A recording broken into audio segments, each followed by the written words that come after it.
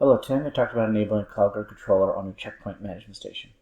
First off, log into your Check Point management station, click on New Cloud Data Center. This is a list of data center objects that you can connect to, cloud objects. In today's case, we're going to select Azure, put a name in to represent my data center object, and then the authentication criteria is required to authenticate to your cloud environment. These details are documented in the CloudGuard admin guide. As I test connectivity, it checks to make sure that it can communicate to the Azure environment, and I publish the changes on my Smart Center. This activates the CloudGuard Controller feature and now allows your policy to be cloud aware.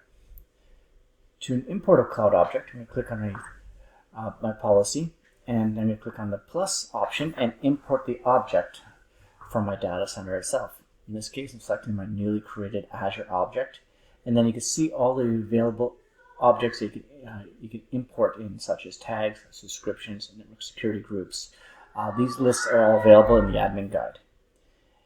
For today, we're going to select tags and create a tagged aware policy.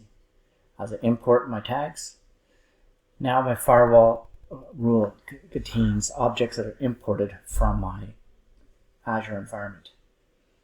Now, to make your firewall to enforce these changes,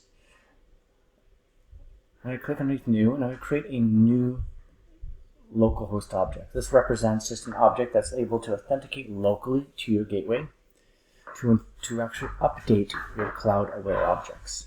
In this case, it's a 27001 localhost address, and then I'm going to activate the identity awareness option. This could be on a CloudGuard gateway or a Quantum or on-prem gateway itself. I'm going to deselect AD query, and then you can select terminal servers. And then you say configure for later.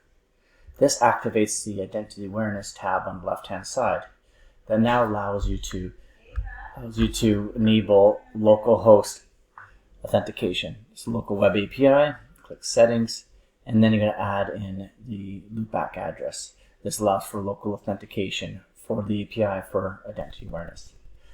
Once it's completed, of course, install a policy to the gateways, and now with CloudGuard or your Check Point gateways, CloudGuard or on-prem gateways, now fully cloud aware and will be dynamically updated automatically based off any changes within your CloudGuard environment.